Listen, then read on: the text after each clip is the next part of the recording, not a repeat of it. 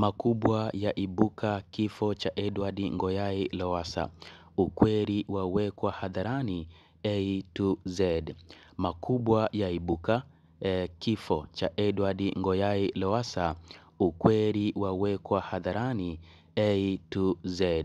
Mpenzi mtazamaji, kama ambavyo umesikia hapo kichwa cha habari tulichonacho muda huu katika meza yetu ya habari, hebu ungana nami kuanzia hapa mwanzo hadi mwisho.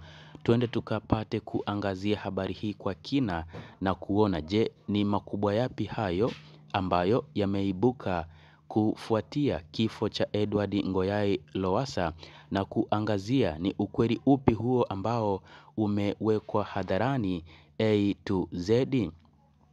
Lakini kabla hatuja kwenda mbali zaidi, mpenzi mtazamaji wangu na mfuatiliaji wangu popote pale ulipo, kama ulikuwa bado hauja subscribe hapa katika chaneli hii, basi fanya kusubscribe sasa kwa kugusa kitufe cha subscribe kilichopo chini ya video hii, kilicho andikwa neno subscribe, kisha utawasha alama ya kengele itakayokuwa imejitokeza, na kwa kufanya hivyo utakuwa umejihakikishia kutokupitwa na habari na matukio mbalimbali na mambo yote pindi yanapokuwa yamejiri ama yanapokuwa yametokea. Mpenzi mtazamaji wangu, ni kuombe pia wakati unatazama video hii na kufuatilia, hakikisha ya kwamba unatazama video hii kuanzia hapa mwanzo hadi mwisho, kwa sababu kuna vitu muhimu sana ambavyo nahitaji uweze kuvipata na uweze kupata kuelewa ni kwa nini ninakuambia ya kwamba makubwa yameibuka kufuatia kifo cha Edward Ngoyai Lowassa na ukweli umewekwa hadharani A to Z. Lakini pia usiache kulike video hii na kushare katika sehemu mbalimbali, hasa katika magrupu mbalimbali, ili habari hii iweze kuwafikia watu wengi zaidi, nao pia wapate kufahamu na kuelewa undani wa habari hii ambayo imeibua mambo makubwa, lakini pia imefichua na imeweka ukweli hadharani kufuatia kifo cha Edward Ngoyai Lowassa A to Z. Mtazamaji wangu, inaaminika kuwa Edward Ngoyai Lowassa alikuwa kada wa Chama cha Mapinduzi tangu utoto wake, na ndoto yake kubwa ilikuwa kuja kuwa rais ama kiongozi mkuu kabisa wa nchi hii ya Jamhuri ya Muungano ya Tanzania. Ndipo akaanza kuzipambania ndoto zake ado ama taratibu taratibu, akawa mbunge, akawahi kuwa waziri mkuu wa nchi hii enzi za utawala wa Jakaya Mrisho Kikwete. Lakini pia ilikuwa inaaminika kuwa Edward Ngoyai Lowassa pamoja na Jakaya Mrisho Kikwete walikuwa ni marafiki wakubwa sana enzi hizo, kwa maana urafiki wao ulianza tangu utoto, hata tangu enzi hizo za Mwalimu Julius Kambarage Nyerere. Na Mwalimu Julius Kambarage Nyerere ndiye aliyekuwa mwalimu wa kuwanoa watu hawa Jakaya Mrisho Kikwete pamoja na Edward Ngoyai Lowassa. Ndoto kubwa ya Edward Ngoyai Lowassa ilikuja kuzizima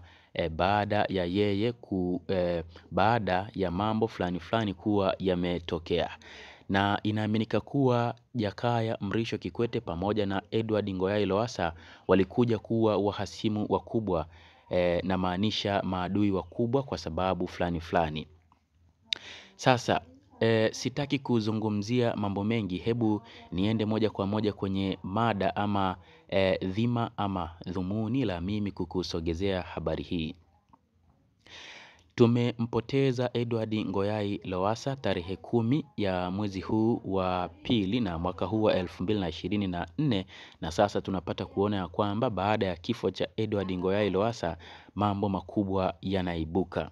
Sasa hapa tunaye Profesa Anna Tibaijuka akizungumza na kufichua ukweli huu hapa kufuatia kifo cha Edward Ngoyai Lowassa. Anaweka mambo hadharani A to Z. Lakini pia baada ya Anna Tibaijuka kuwa amezungumza hivi, wanaharakati mbalimbali pamoja na wanasheria wameweza kuingilia kati na kutoa matamko kadha wa kadha.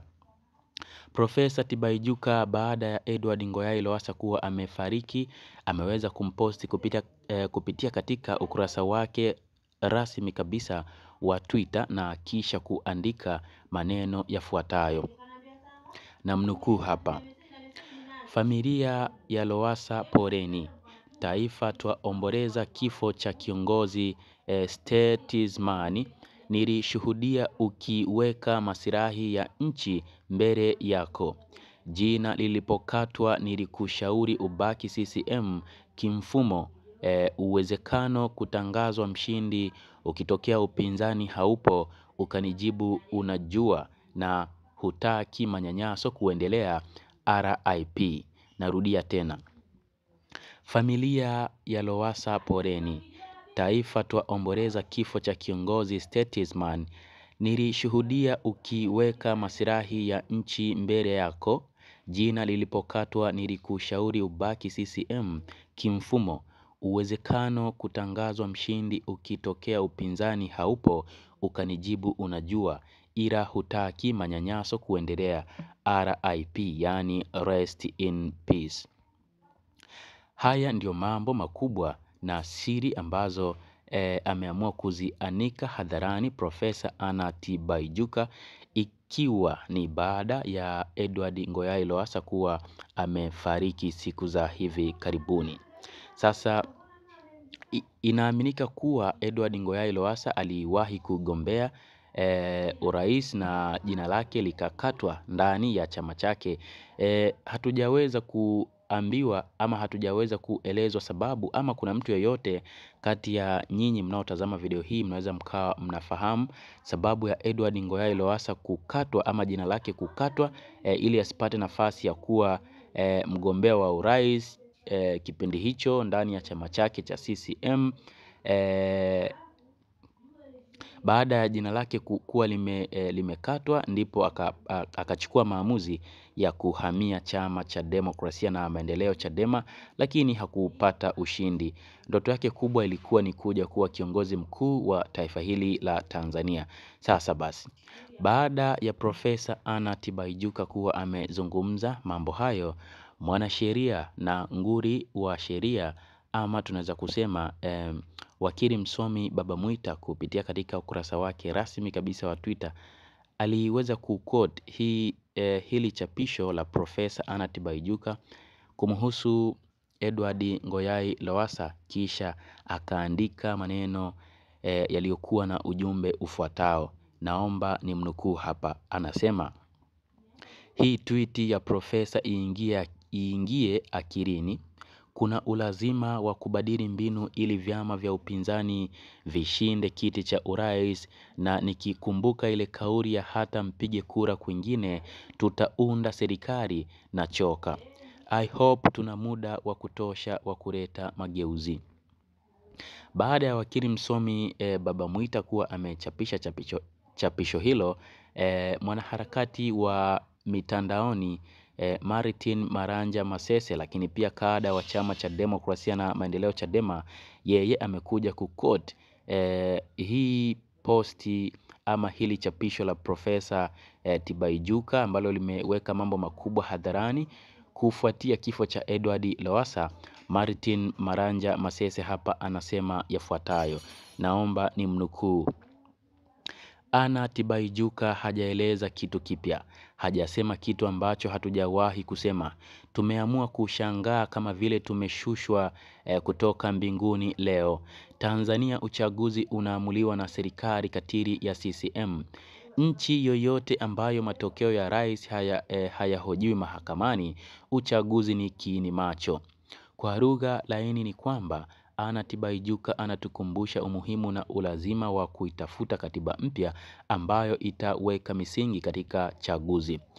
Watanzania, kama tunataka mfumo wetu wa uchaguzi utoe haki kwa Watanzania kuchagua na kuchaguliwa bila uchaguzi kuporwa na watawala, kama unataka kuona utawala bora wa sheria, lazima uhakikishe unashiriki shughuli za kisiasa ambazo zinahusisha hatua za kuleta mageuzi ya kisiasa. Hutaki kujihusisha na siasa, lakini unalalamika mfumo wa uchaguzi Tanzania kuhodhiwa na CCM na watawala. Nani atabadilisha huo mfumo katili? Wanasiasa aina ya Anna Tibaijuka ndiyo wametufikisha hapa tulipo leo. Anna Tibaijuka amekuwa katika nafasi za maamuzi muda mrefu. Hajawahi kusimama popote na kupinga huo mfumo wa uchaguzi ambao hautoi haki kwa wapinzani wa serikali kutangazwa washindi katika chaguzi. Anaandika leo baada ya kustaafu ubunge na uwaziri ambao amehudumu tangu 2010 hadi 2020, miaka 10. Hakuwahi kupinga mfumo huo haramu wa uchaguzi. Ipo hivi, hizi dynasty families hazina nia njema kwa Watanzania. Hawapendi mageuzi ya mfumo ambayo yataruhusu wapinzani wa CCM kuongoza dola.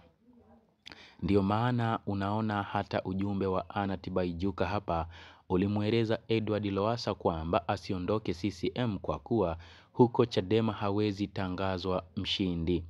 Brigedia Mtikira MMM yani Triple M, huyu ni Martin Maranja Masese, amehitimisha ama anatuhitimishia habari yetu kwa ujumbe huo mzito ambao nimekusomea hapo, mpenzi mtazamaji, kama ambavyo umepata kushuhudia hapo kwa macho yako mawili. Mtazamaji wangu, kuhusiana na habari hii, wewe ni upi mtazamo wako? Hebu share mtazamo wako na sisi hapo chini kwenye upande wa comment. Asante sana kwa muda wako, asante sana kwa time yako. Endelea kukaa karibu nasi kwa habari zaidi.